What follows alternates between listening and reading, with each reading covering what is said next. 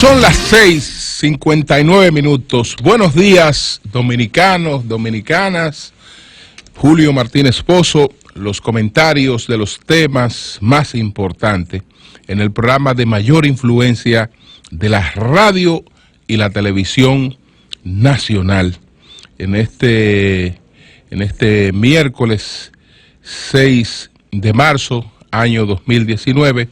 Buenos días a todo el equipo del Sol de la Mañana, todos nuestros colegas, los de 5 a 7 y a todo el equipo de 7 a 11. Buenos días a toda la teleaudiencia de Telefuturo Canal 23. Buenos días a todos y a todas.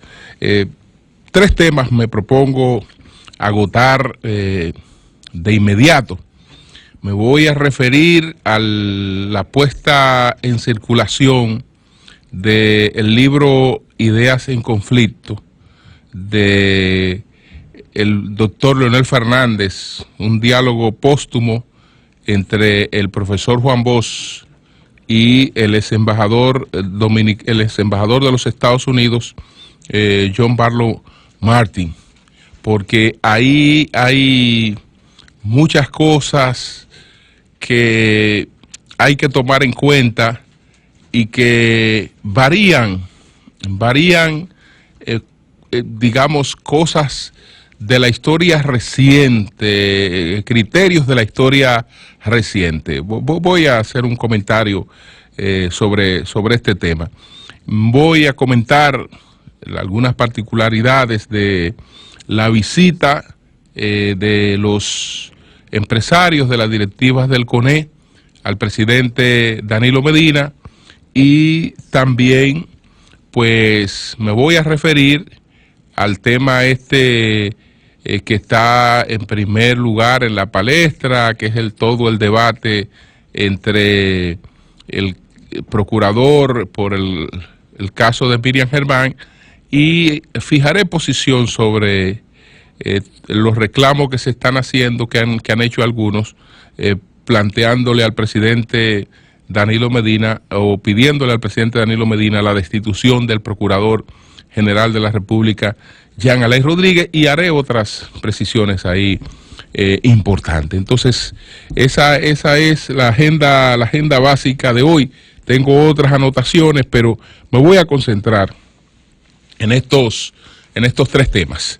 Entonces, en primer lugar, ayer se puso en circulación una obra del expresidente Leonel Fernández que se titula Ideas en Conflicto, diálogo póstumo entre Juan Bosch y John Barlow Martin. John Barlow Martin, empiezo explicando quién es porque todos sabemos quién es Juan Bosch, pues fue el embajador dominicano pues en el periodo en el que Juan Bosch fue presidente. John Barlow Martin fue embajador en República Dominicana durante 1 año y medio. Era una figura sumamente interesante que se había iniciado en el ejercicio del periodismo, y fue pues uno de los influyentes, ¿no?, escritores de discurso de los presidentes americanos. De hecho, de la campaña de John F. Kennedy, fue el escritor de los discursos de Kennedy, por eso, y además por el conocimiento que tenía de la República Dominicana, donde había estado en el año de 1937 durante un tiempo, pues sobre cosas que había escrito, algunos artículos que había escrito sobre sus impresiones en el régimen de Trujillo. Entonces, pues primero lo mandaron a explorar la situación dominicana y después fue designado por el presidente Kennedy como embajador de Estados Unidos en la República Dominicana. Y él desarrolló mucha cercanía con el expresidente don Juan. Una de las cosas que salen a relucir en esta publicación es precisamente esa, que don Juan termina defraudado porque entendía por el trato que recibía de este embajador, que era una especie de aliado en los propósitos de democratización que quería desarrollar el profesor Juan Bosch. Entonces, ¿cómo surge este libro del expresidente Fernández? Este libro surge de una joya que tenía consigo el expresidente Fernández, una joya, porque el expresidente Fernández tenía el libro El Destino Dominicano de John Barlow Martin subrayado y comentado con Juan Bosch, por Juan Bosch de puño y letra. Es decir, Juan Bosch, que estudió este libro mucho, varias veces, pues de su puño y letra desarrolló más de 400 observaciones sobre ese libro de John Barlow Martin. Y en una oportunidad se lo entregó al expresidente Fernández, que para entonces era redactor del periódico Vanguardia del Pueblo, para que el expresidente Fernández escribiera un artículo sobre ese libro. Entonces, no sé si el presidente Fernández, ya eso se aclarará después, se quedó con esa joya desde entonces o después, porque tengo entendido que la biblioteca de Don Juan está en la fundación, está en Funglode. Entonces, en definitiva, esta joya, esa joya, entonces el expresidente Fernández la usó para producir un diálogo póstumo entre ambos, porque no tenía sentido que él presentara las 400 anotaciones de Juan Bosch sin que la gente estuviera debidamente edificada del contexto en el que eso se produce, porque eso parecería algo totalmente sin sentido. Y entonces buscó una forma muy interesante, ¿no?, de darle vida a esos diálogos, y como el diálogo en gran medida es ficticio, pues él se vale de la mitología griega y desarrolla ahí un estilo realmente muy interesante, para darle vida a eso y convertir ese aporte histórico en algo que todo el que lo lea puede digerir con facilidad y comprender el contexto de lo que se trata. Es decir, que hay ahí un aporte muy importante. Yo no he leído el libro, pero desde luego que solamente ya por esto de saber, no he leído las anotaciones de Don Juan, El Destino Dominicano, desde luego que sí, que hace tiempo, pero ahora El Destino Dominicano, con estas 400 observaciones de Juan Bosch, manejada en este diálogo póstumo que ha logrado producir el expresidente Fernández, es algo de mucho interés. Pero bueno, surgieron en el día de ayer una serie de planteamientos ahí en ese escenario, que son planteamientos sumamente interesantes, al margen de lo que es el contenido del libro. El derrocamiento del profesor Juan Bosch se produce en el gobierno demócrata de Kennedy, pero todo parece indicar que Kennedy murió arrepentido de haber propiciado ese golpe y que trató de revertirlo sin haberlo logrado.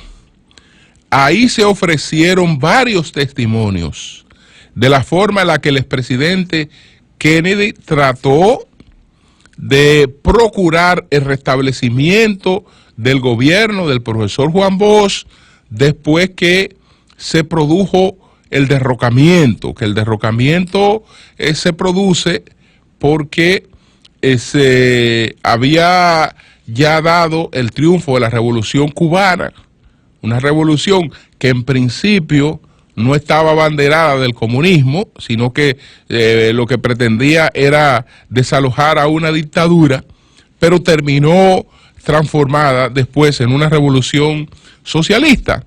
Y Estados Unidos, pues, temía que la República Dominicana se repitiera lo mismo.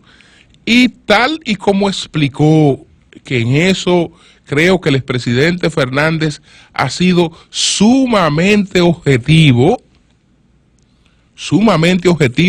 y escuché con mucho interés todas las exposiciones que hizo anoche.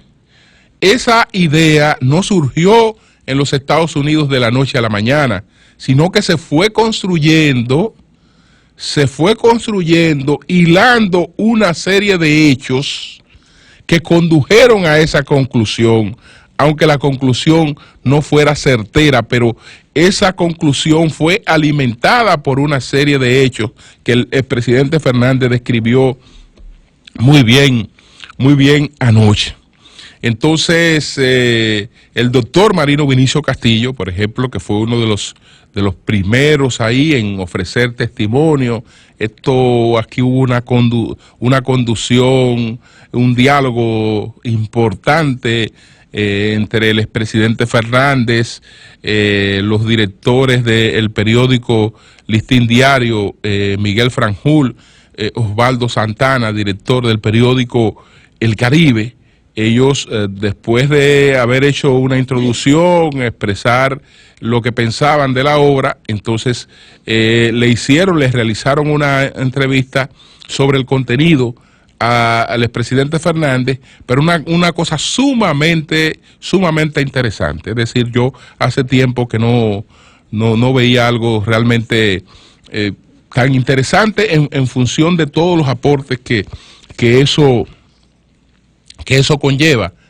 Entonces, bueno, del testimonio de cómo el presidente Kennedy envía aquí a un coronel, el coronel Reed, a través de Antonio Martínez Francisco, que era el secretario general del PRD, para procurar la forma de restablecer al profesor Juan Bosch. Entonces, hubo una serie de conversaciones con ese objetivo, e incluso entrevistaron al presidente de entonces de la Cámara de Diputados, que tendré que buscar el dato a ver quién era, al presidente de entonces del Senado de la República. Los dos estaban en la clandestinidad y los dos se opusieron a lo que hizo la Asamblea Nacional de Venezuela, que era la declaración de ilegitimidad del triunvirato, que lo propuso Kennedy, que la Asamblea Nacional declarara ilegítimo el triunvirato y proclamara el restablecimiento de la constitucionalidad. Eso lo propuso formalmente el expresidente Kennedy y lo buscó por varias vías, como quedó establecido en testimonios muy valiosos que se ofrecieron anoche. El doctor Marino Vinicio Castillo, un testimonio también muy valioso de Tony Raful, que incluso hubo una conspiración en la embajada de Estados Unidos en la República Dominicana.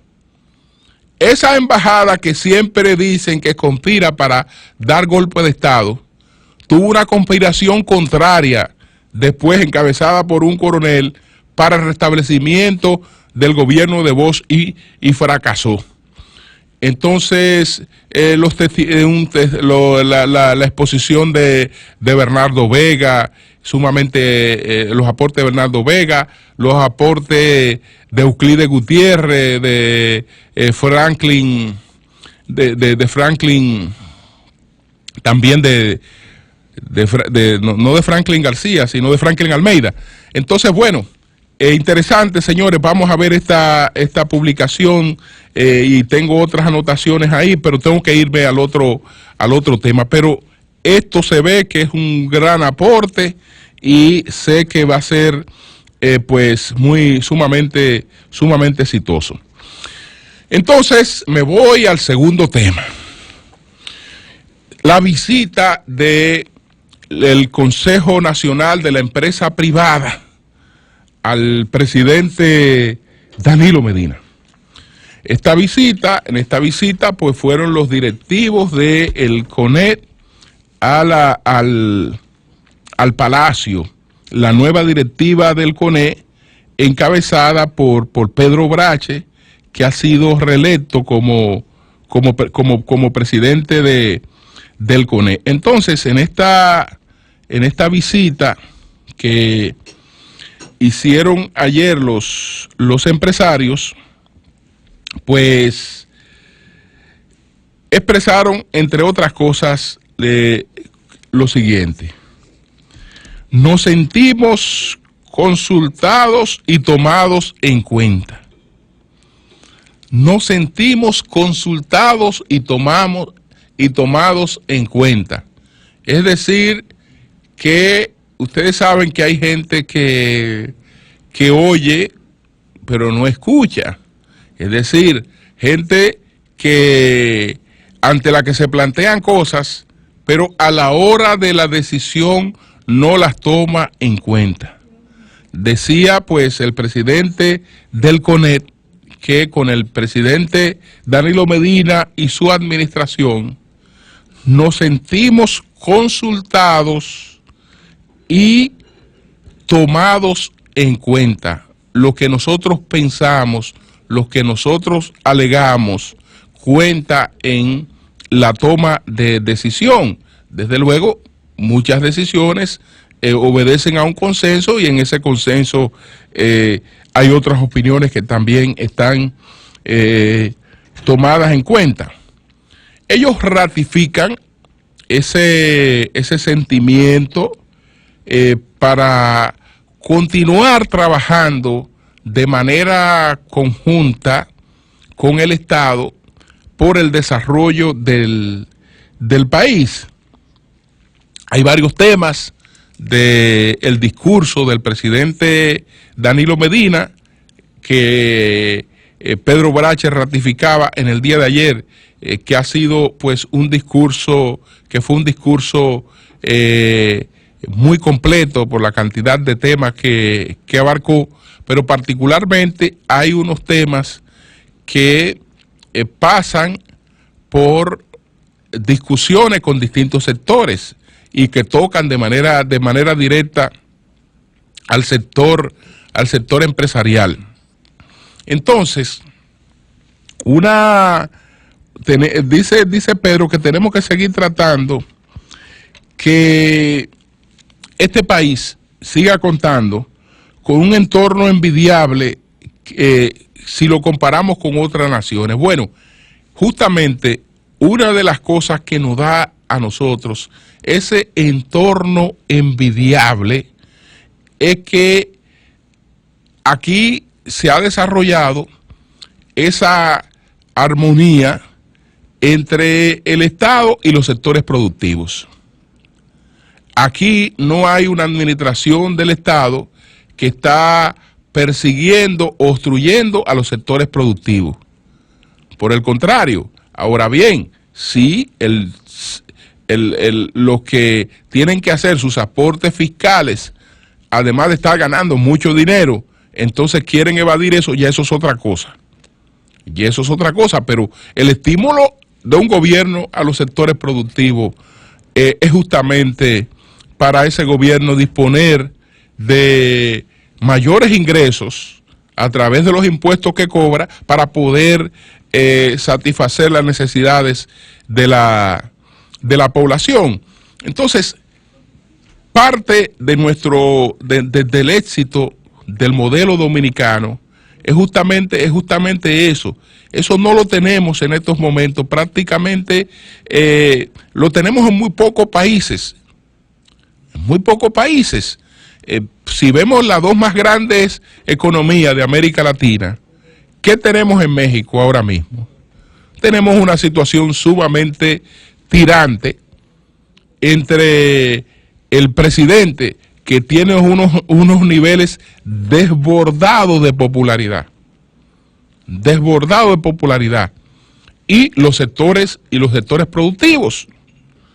Es decir, ahí hay una situación que a largo plazo tendrá una repercusión sumamente negativa.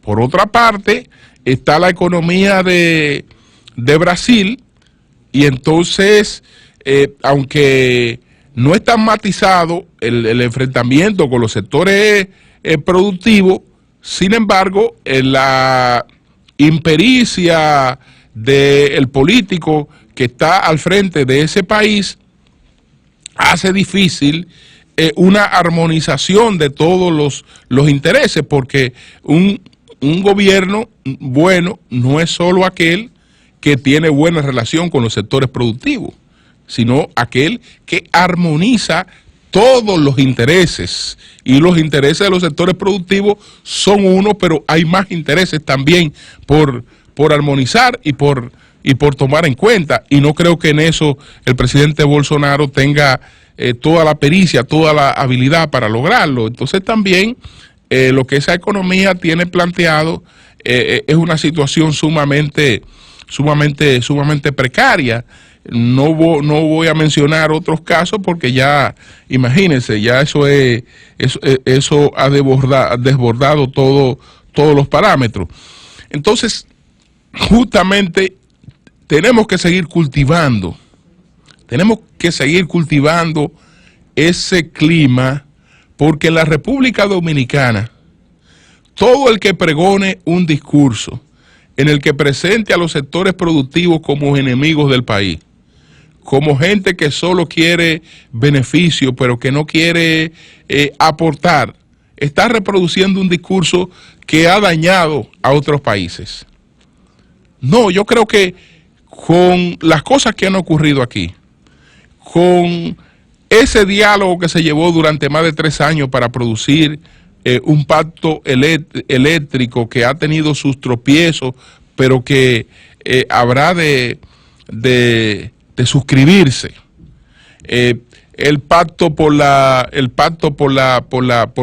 educación y una serie de cosas que se han dado, han demostrado que aquí hay un sector empresarial con conciencia de clase, en el sentido de que si no contribuye con el progreso y con el combate a las desigualdades, eso termina provocando un entorno que es contrario a la producción de riqueza. Entonces, ahí quería saludar este encuentro de la directiva del CONEP, la directiva encabezada por Pedro Brache. Tenía aquí, creo que tengo aquí aquí tengo los nombres de todos los que estaban allí. Allí estaba, estaba César Dargan, que es el vicepresidente ejecutivo del CONEP, Celso Marrancini, que es el primer vicepresidente, pero aquí creo que debe referirse a Celso Juan. Lina García, segunda vicepresidente, Roberto Herrera, tercer vicepresidente, Marisol Vicen, vicesecretaria, José Luis Madagan, vicetesorero, los directores Juan Vicini Lluvere, Máximo Vidal, Laura Peña Izquierdo, Carlos José Martí, Federico Domínguez Ariti, Rogelio Viesca, Carlos Guillermo León, José Manuel Vicente, Juana Barceló y Juan Ventura.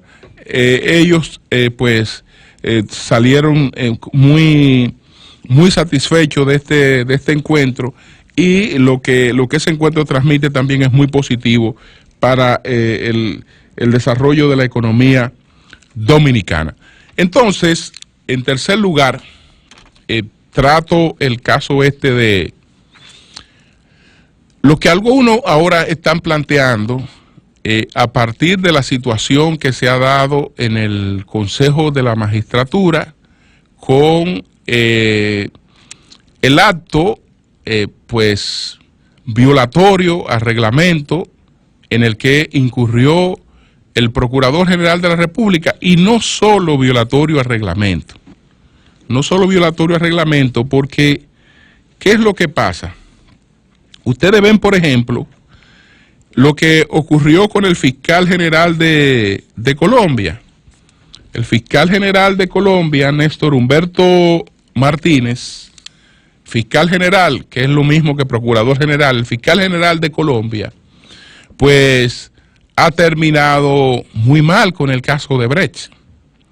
¿Y por qué él ha terminado mal con el caso Odebrecht? ¿Por qué él estuvo involucrado en el caso Odebrecht? No, porque él, sin ser fiscal, él tenía conocimiento de las irregularidades que se habían cometido. Y como ciudadano, él no hizo nada para denunciar esas irregularidades. Entonces, eso después terminó afectando su imagen como fiscal general. En el caso, por ejemplo, de que el Procurador General de la República tiene informaciones sobre violaciones a las normas por parte de un juez que fue electo por el Consejo Nacional de la Magistratura, entonces resulta que ese procurador tiene que actuar en consecuencia. Es decir, el procurador no está para estar en conocimiento de que un juez electo por el Consejo Nacional de la Magistratura está prevaricando y esperar a ver si ese juez, el momento de una evaluación, para tratar de enrostrarle a ese juez las presuntas violaciones que ha cometido. No, si él está enterado de que ese juez está prevaricando, él está, pues, tiene los mecanismos, que tiene las herramientas para actuar en consecuencia. Luego, si él no ha actuado, él lo que fue allí a denunciar que no ha actuado. Es decir, que no ha cumplido con su rol, porque en este caso hay todo un procedimiento que pudo haberse, que debió haberse agotado para tratar de que esto lo conociera esta denuncia, la Cámara de Diputados, el Senado, etcétera, y después se tomaran las medidas del lugar. Esto no ocurrió. Entonces, bueno, esto ha tenido distintas lecturas. En la mayor de los casos ha sido la reprobación. Y de la reprobación se han pasado a otras interpretaciones y a peticiones de que el presidente destituya al Procurador General de la República. El presidente Danilo Medina no va a destituir al Procurador General de la República. Así como estoy absolutamente convencido que esa iniciativa de llevar inadecuadamente este cuestionamiento a la magistrada Germán al Consejo Nacional de la Magistratura fue una iniciativa totalmente ajena al presidente Danilo Medina y a los otros consejeros.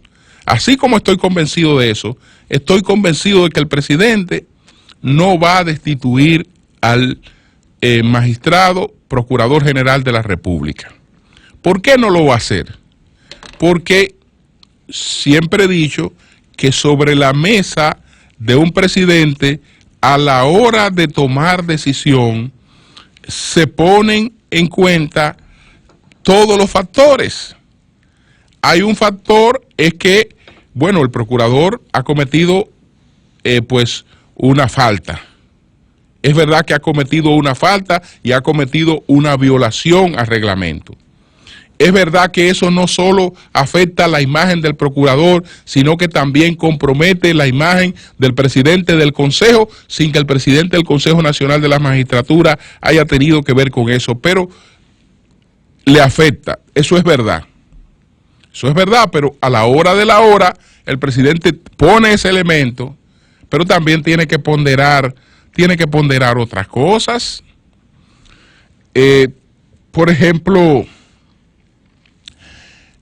la Procuraduría General de la República en estos momentos está embarcada en un plan de humanización del sistema penitenciario. Ese plan que se está ejecutando con los fondos de los pagos de Odebrecht y de los pagos de Embraer, pues está siendo ejecutado y promovido por la Procuraduría General de la República, desde luego con el endoso, con el apoyo del presidente Danilo Medina. Si ese plan, tal como ha sido concebido, se pone en práctica, el aporte que eso representa, a largo plazo se coloca por encima de muchas otras cosas. ¿Por qué? Porque estamos hablando de algo tangible y de algo por primera vez en mucho tiempo de beneficio real para el sistema penitenciario. Yo siempre critiqué que a los medios le preocupara tanto si los encartados de Odebrecht iban a tener un bañito o iban a tener en el cuarto donde están, si iban a tener un acondicionador de aire o si iban a tener una cama que nadie haya usado. Perfecto, eso le preocupaba mucho a los medios. Pero la preocupación no debía ser esa. La preocupación tiene que ser la de las condiciones inhumanas o infrahumanas en las que están la mayoría de los que están allí. Esa tiene que ser la preocupación. Entonces, ese plan realmente es una respuesta a eso. Y desde el punto de vista, ese es un aporte. Y será un aporte tanto para el que lo ha promovido, que la Procuraduría, como para el legado del presidente Danilo Medina. Ese es uno de los elementos. El otro elemento, el propio caso de Odebrecht. El propio caso Odebrecht. El caso Odebrecht, estamos hablando que está en la fase de juicio preliminar. El que ha llevado a cabo todo este proceso es el procurador Jean Alain Rodríguez. Entonces, sería un contrasentido que en medio de esta situación se produjera cualquier cambio en la Procuraduría, porque yo creo que la Procuraduría es la que debe encarar, esta Procuraduría, el desenlace de lo que ocurra en esta fase de prejuicio, no de prejuicio que esté prejuiciada, sino que antecede al juicio de fondo del caso Odebrecht. Entonces, el propio caso Odebrecht es un factor para que ahí no se produzca cambio, por lo menos por ahora, hasta que eso no alcance un desenlace. El tercer tema es el propio Consejo Nacional de la Magistratura. La prioridad del presidente y del Consejo Nacional de la Magistratura es llevar a cabo su trabajo y concluirlo. Entonces, cualquier cambio en estos momentos sería una obstrucción de ese trabajo y ya de todas maneras las consecuencias de imagen de lo que ocurrió allí ya se han pagado. Ya se ha pagado. Entonces no habrá sustitución por esto y otros factores que no he citado, pero no habrá sustitución. Incluso yo creo que hay cosas que se han ido más allá de lo que el momento pudiera estar demandando. La jueza Katia Miguelina Jiménez ha renunciado a ser evaluada. Yo creo que ella habrá renunciado por otra cosa.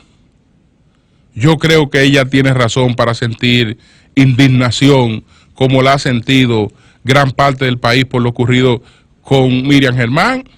Pero si Miriam Germán, que fue la ultrajada, mantiene sus aspiraciones, ¿por qué razón entonces yo la voy a retirar? Entonces yo lo que estoy diciendo es que ella también debió retirarla. No, ella no creo porque usted estaba ahí, magistrada, incluso todos los que están ahí están compitiendo por la misma posición, aunque hay vacantes. Hay unas 12 vacantes supuestamente que están en concurso. Esas vacantes no son tales porque los que la ocupan se están evaluando. Es decir, que cuando yo me presento allí, yo me estoy presentando a competir, y eso es bueno. Yo no estoy diciendo que eso es malo, pero yo me estoy presentando ahí a competir con lo que tienen la plaza. De manera que si yo podía estar ahí en competencia con la magistrada o en competencia con otro magistrado, porque ya la ley especifica, ¿no? Cuáles compiten por posición de carrera, cuáles compiten por posiciones administrativas, porque la ley es precisa en eso. Se sustituye a un juez de carrera por un juez de carrera. Ahí no hay tutía. Entonces, si yo soy juez de carrera, estoy compitiendo con jueces de carrera. Si yo soy juez de carrera y soy mujer, estoy compitiendo con un juez de carrera y estoy compitiendo también en términos de género, porque aunque no, ese es un factor que también va a pesar a la hora de hacer la escogencia. Entonces, si yo estaba lista para la competencia, ¿cómo es que después alego que no voy porque ha sido ultrajada una persona, pero la persona que fue ultrajada se mantiene en la competencia? Eso no tiene sentido. Cambio y fuera.